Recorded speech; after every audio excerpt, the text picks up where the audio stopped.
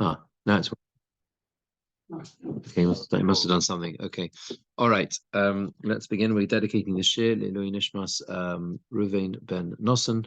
This is Richard's father. Shama should have an aliyah, and our learning should be Leilui Nishmose. So we are going to begin with. It is a relatively short parsha.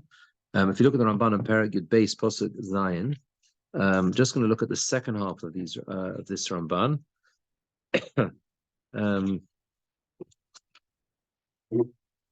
Yeah.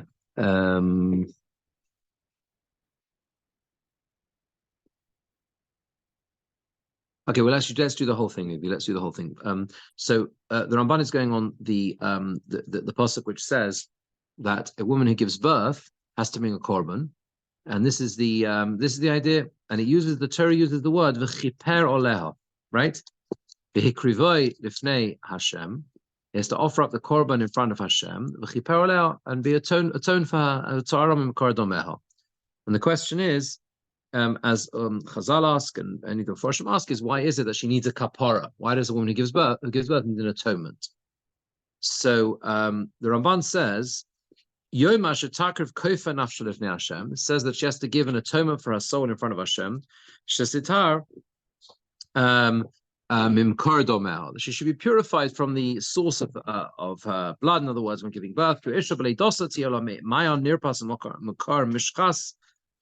other words, there's he seems to be referring to the physical phenomena of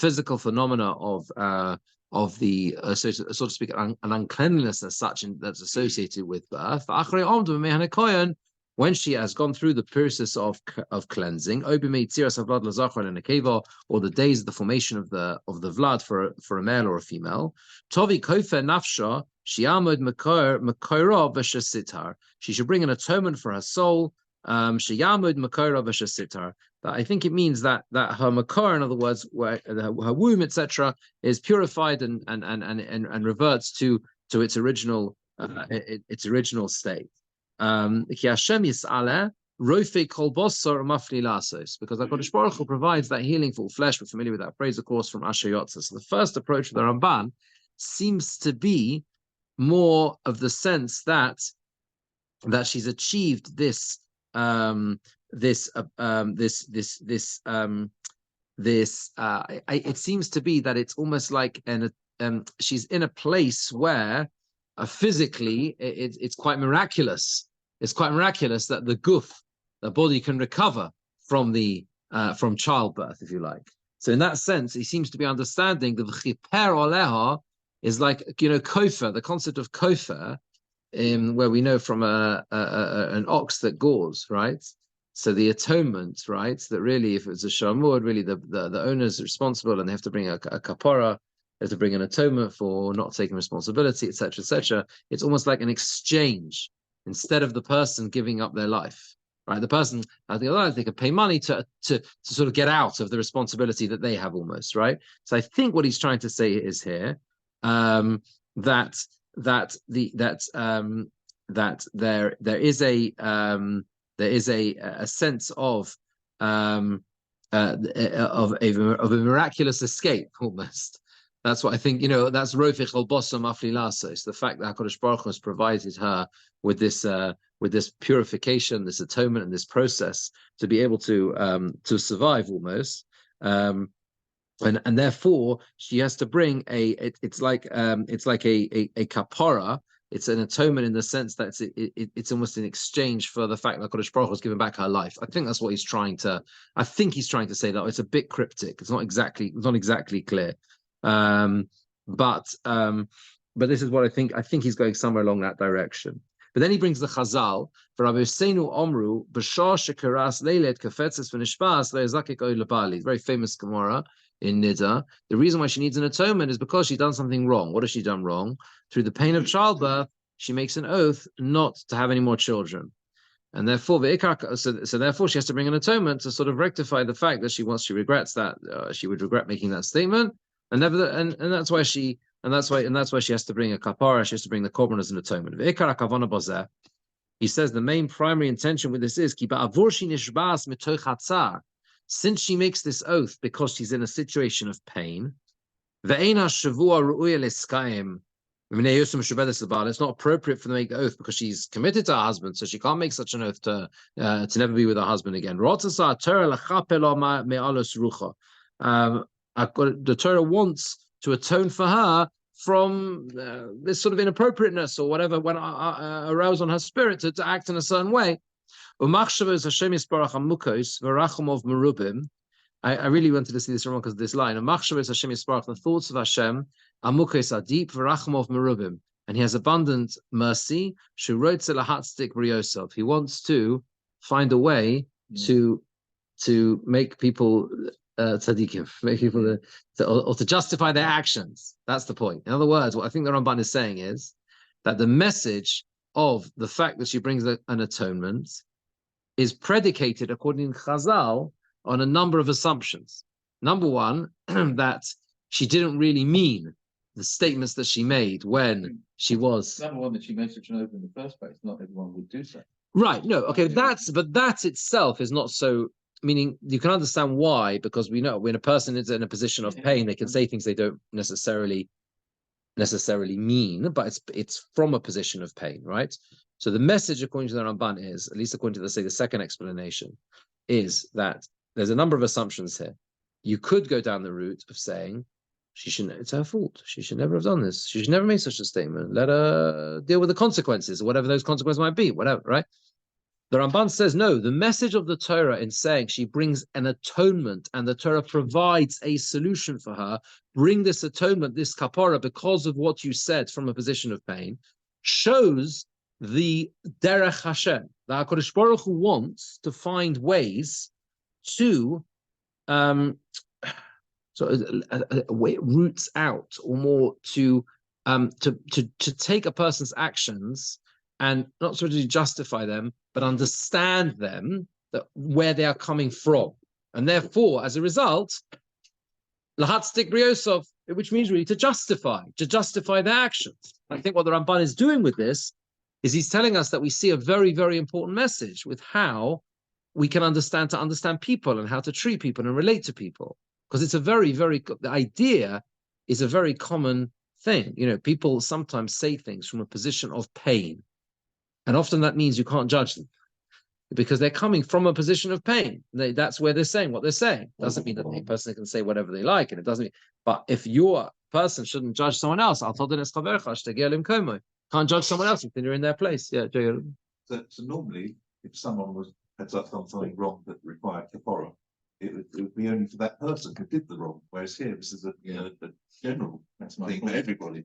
So it seems as if, although it's an assumption that that's what people do. Yeah, that's it. Yeah, I don't know if that's a reasonable assumption, but presumably it might be to avoid embarrassment that someone. Right. That's a good point. Right, you know, in case those who did, and that's right. Yeah, it's a good point. Yeah, it's a good point. Okay, let's go on to Perek Yud Gimel Posuk Aleph. The Ramban notices here why it is that the different introductions to these different the different parts of Sefer Vayikra are phrased in a different way. Here, with the beginning of Toras, it's El Moshe Vel Aaron Leimar, V'Yadav Hashem El Moshe Vel Aaron Leimar, Adom Ki Avosor Seisos Sabachas, etc., right? So, what is the significance of the use of the words Moshe and Aaron here? It says the Ramban Ba'avur, on account of the fact, right? You see that Posuk Aleph, Ki Al Pi HaKohen Yeh Kol Riv V'Chol Nega, because the Kohanim are the ones who have to judge all things that come in front of them, and there's a specific reference not just to cases of machlokus, but cases of a nega, which is Toras, right? That's why the speech was also to Aaron. That's why it was focused to Aharon, right? That's why I focused on Aaron. I think I might have mentioned past week that Al Sheikh HaKadosh says that the positioning of the kashrus and the rules at the end and the beginning of Shmini, I mentioned last week, right, is sandwiched between halachos which are primarily directed at the Kohanim, right? Beginning of Vayikra, and then this as well is also at Aharon, because they're the ones who have to judge it. So the whole point of that is it's saying that the rest of the Bnei Yisrael are going to say, what's in it for me? What do I got? I'm not responsible here, and that's why they're dafka placed there. Okay. For Moshe, that Moshe should say to Aaron, Al Das Rabbi Seinu, as Chazal understood it. But it doesn't say here, speak to the Bnei Israel. Because the Kohanim, upon seeing the Tmeim, they are the ones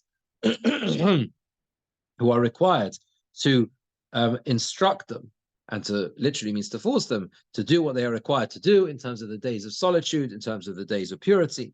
And therefore, that's why the speech is specifically to Aaron or to Moshe to say to Aaron. But if you look at the beginning of Metzora, it says, "Va'ama b'parshas Atara el Moshe leimar zos tia Toras Metzora." With the beginning of Parshas Metzora, it doesn't say Moshe and Aaron. There it says, "To Moshe, this shall be the law of the Metzora." You don't need to warn them to become Torah, presumably because they want to become Torah. It's something they would want to do. And neither do you have to instruct the Kohanim to offer those korbanos. Why wouldn't the Kohanim want to offer the korbanos? They get part of it themselves, right? So obviously they're going to want to do so. There doesn't need to instruct them in these rules. And that's why it's only to Moshe. Because there, the Bnei Israel are going to do it anyway, and so are the Kohanim. So they need to be told what to do, but there doesn't need to be this encouragement. Make sure you are careful about this. The Gamle, right? Over Parshas Azov Ne'emar, in the Parsha of the Zov, it says, which is the end of Metzora, Daberu el Bnei Yisrael v'amartem aleim. There, it's the third possibility, if you like. We had Moshe and Aaron here, and then we got Moshe by himself, and now there it's Bnei Yisrael. Why? Because those halachas relating to emissions, those are things which are private and no one knows about it. Therefore, and therefore it tells me that everyone should his affliction, he has to go and report it to the kohen. And that's why there it's a specific instruction to the Bnei Yisrael, because they have to know that they are responsible in order to report what happens to them. Yeah. Oh, go on. The net connection with Kol Riv Kol Nega. The pasuk of Kol Riv Kol Nega is a pasuk in Devarim. Where is it? Parshas. I think it's very good. It's right. But anyway. Yeah, yeah. There's also elsewhere, I think, as well. But that's why the two are put together. Yeah, because they're responsible for both. Yeah, that's right. They're responsible for both. Now, what's interesting is to contrast, the Ramban has a very specific understanding as to the difference between Toras of the physical malady of Toras, as described in most of the parasha, and the affliction of Toras that affects clothes and houses. Different Rishonim, different approaches, but the Ramban's approach is that the physical malady of Toras, which affects the person, is qualitatively very different to the clothes and the houses, and he explains why. So let's have a look firstly at what he says here on the Toras that affects the person. 1 second. He describes in detail the appearance, etc. If you look at where, it's in Posuk Gimel, Perek Yud Gimel, Posuk Gimel, but it's towards the end. It's really towards the end. It's the penultimate paragraph. V'haTorah rotzasa b'taras Yisrael. Can you see that?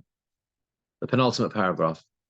V'haTorah rotzasa b'taras Yisrael. Can you see that? The Torah desired the purity of the Jewish people, of nekios gufom, and the cleanliness of their physical body. And cause them to distance themselves from this sickness from the very beginning. These colors and the affliction and the seis and the beharis, and he describes in great detail what they mean and what they are and the different types of shades of white and everything else. They're not yet fully fledged tzaras, right? The affliction itself. But they will come to it, okay? The Yomer Rofim B'Sifreihem, listen carefully to that. The doctors say in their books, Habeharos Nira Mehen Mehatzoras. Habehoros, that means the word Baheres is used constantly, right? Baheres, right? We should be more afraid of than the Tzoras itself. right? Okay. Yeah, I think that's what it means. In other words, presumably because that's what leads to the Toras, right? And that is why you find that with these afflictions, it says negat tzoras, an affliction of tzoras, kloma maka shel tzoras, an affliction of tzoras, eineno tzoras gemura. These colors and these things that are described in the Baheres is not fully fledged tzoras. And when the simoni tuma are complete, and you have the full signs of impurity, after the requirement to be put away, put aside, like they're closed up, sheyoma tzoras he. There it uses the phrase tzoras he, right? It is tzoras. You're talking she tzoras gemura, right? It seems that it is, then it is the complete tzoras. Upam yoma b'tuma, and sometimes it says b'tuma b'timoy hakohen nega tzorasi. The Kohen will make him impure. It is a tzoras affliction. He becomes Tommy from now. See, in other words, even though it's something which is leading to tzoras, the Kohen makes it Tommy because it is an affliction which will definitely come to tzoras. V'roi, and it's fitting lahebodel me'ato min ha'am, and therefore he should separate from the people now. The Kohen should make it Tommy. It is an affliction. It is an affliction. Yomar. This means to say, Shunega Godol Shli Yisrape, it's a great affliction that is not going to be healed. Avil Yigdal Kol Hayoso, and it will continue growing as it is, while it still exists. The Yifshin, it will spread Ka'asher Posha Ata, as it spreads now, right? As it spreads now. Now, so it seems that the Ramban is understanding the affliction of tzoras as a physical, medical affliction. You understand? That doesn't fly in the face of the thing we are familiar with, of the fact that it comes for, right, spiritual reasons. It's not contradictory. You understand? It doesn't contradict that, but it is saying clearly here that is a physical affliction. Do you agree with that? It's a physical, because that's what he mentions the doctors. Can you see that? He says, that's what he says. The doctors saying they're Sforim, this is what it is, and these signs are, these white forms, they lead to tzoras. He's describing something which is a physical. Jeremy, you're a doctor. You don't disagree? You don't disagree? Obvious. I mean, the whole Torah is Yes, absolutely. But what we'll do now is contrast it with what he says with the afflictions that apply to clothes, to garments and houses, right? So now you'll see the contrast, okay? All I'm saying is that point one is the Ramban here, and obviously I've just pointed a little bit of it, but you see that the Ramban is understanding that this is a physical affliction, which is an observable medical phenomena, which doctors comment on as well in other contexts. It doesn't mean it's not coming for spiritual reasons. It is coming for spiritual reasons, right? But it is, as we know, various reasons. Tzoras kam, lashon hara. That's not a contradiction, but he is describing something which is an observable physical phenomenon, malady. That's all I'm saying, right? Okay, you agree with that? Fine. Now look at Perek Yud Gimel, Pasuk Mem Zayin, towards the end of the parasha. Spiritual affliction manifests as a physical sickness, as a physical sickness that is coming as a result of the stations of spiritual. Yeah. But look at what he says. But look what he says now. But look what he says now with the garments. Pasuk Mem Zayin, and now you'll see what I mean. Okay.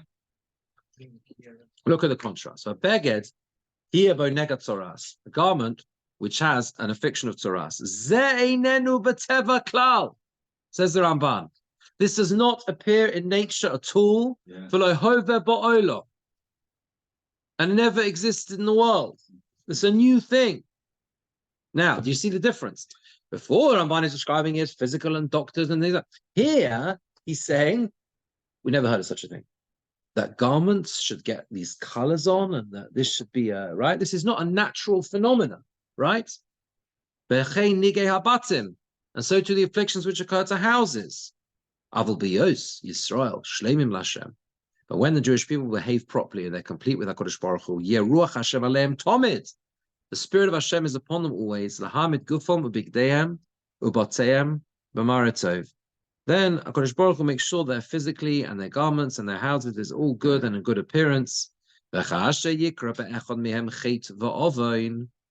when happens to them a sin or something, something goes wrong with the flesh, or the garments, or the house. Now you see, he's saying that the spiritual reasons apply to all three, right? Lahara is to show that Hashem has turned away, right? Hashem has turned away from the person. And that's why he says that the Torah says, I place an affliction of Toras, in the land of your inheritance, the land of when you came to Eretz Yisrael, next week's parsha.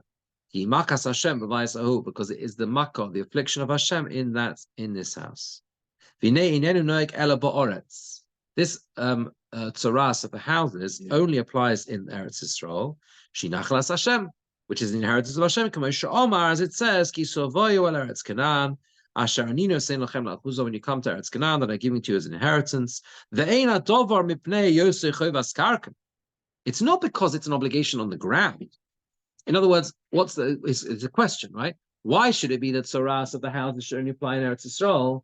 It's not what we call a chovas karka. It's not an obligation which is dependent on the land, like Truma and Maisa and Bikurim, right? It's not dependent on the land. You understand? So why is it that it only applies in Eretz Yisrael? The reason is it's because this matter simply would only come be'eretz hanivcheres, in the chosen land, that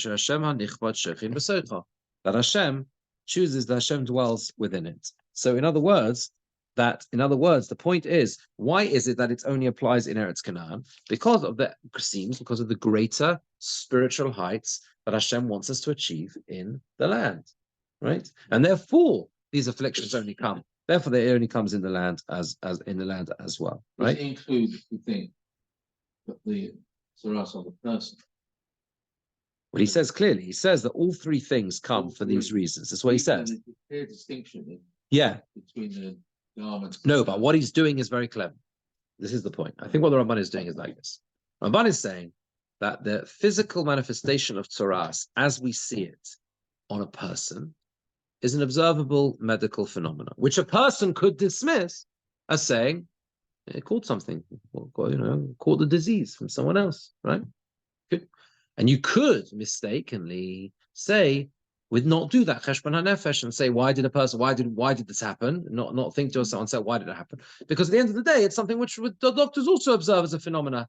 But then you see that the Torah also details a type of affliction which occurs to garments and houses. And this is something which you've never heard of before. It's not teva, it's not natural, you've never seen it before, never seen it in the world. And therefore from there you learn that all of these afflictions, they're all in one category, all similar type afflictions, are all because of HaKadosh Baruch Hu sending a message. You understand? So in other words, what occurs to the garments and the houses, according to Ramban, it's melamed. It teaches about the natural physical affliction of the Toras of a person, that it's coming for a spiritual reason. That's how he's understanding. He's learning from there to the others. In other words, he's saying, how can we understand the concept of Toras on a garment? It's not a natural phenomena. It must be because it's a unique spiritual thing that Kosh Baruch Hu brings for a specific reason. And therefore, that's the whole idea of the whole parasha, right? And when he says, they expanded further in the Medrash in Vayikra, the whole tumah of the houses only applied after they'd already conquered and divided the land. Only when every person has their own portion, they come to the menucha v'anachala. Everyone's got their own portion and their own place. Why is that? The reason is ki oz nisyashba daitum aleim lo das es Hashem v'tisha shchina b'soicham. Right? Then they've reached a place where they have greater responsibilities to know Hashem, and His divine presence should rest among them. Very powerful idea. Why does the Toras of the houses not apply before they've each reached their own place? Because when a person has reached a certain period of the person is settled in their life, right? That is the time when they should really be thinking to themselves, okay, I have greater responsibilities now. HaKadosh Baruch Hu wants me to think about how I live and how I behave and everything else. In other words, whilst they're still very distracted and torrid, you might say, with everything else that's going on, it's difficult to be there. But once they've reached that settled place, that's when there's a greater responsibility, which fits, by the way, with why it only applies in Eretz Yisrael, because there's also greater responsibility being there, right? He says, I think that the same thing is, b'negei habagodim, this is a chiddush, he suggests that the Toras, which applies to garments, is also Shlinagu Ela Ba'aretz, also only applies in the land. And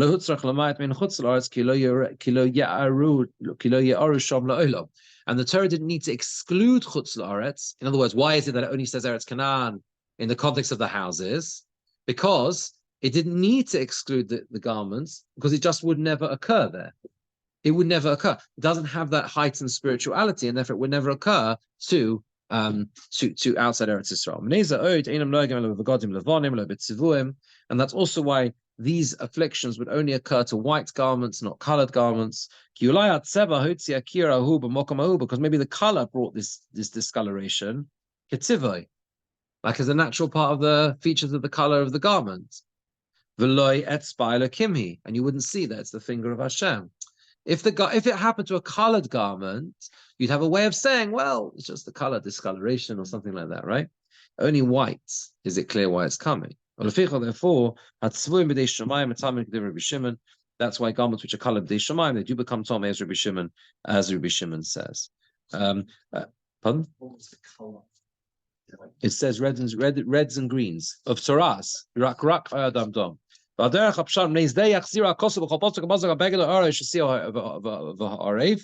the Torah, you'll notice with the Toras of the garments, it repeats again and again. The shasi, which is the warp and the weft, and the thing, it says again and again, it says these phrases again and again, because it was a miracle.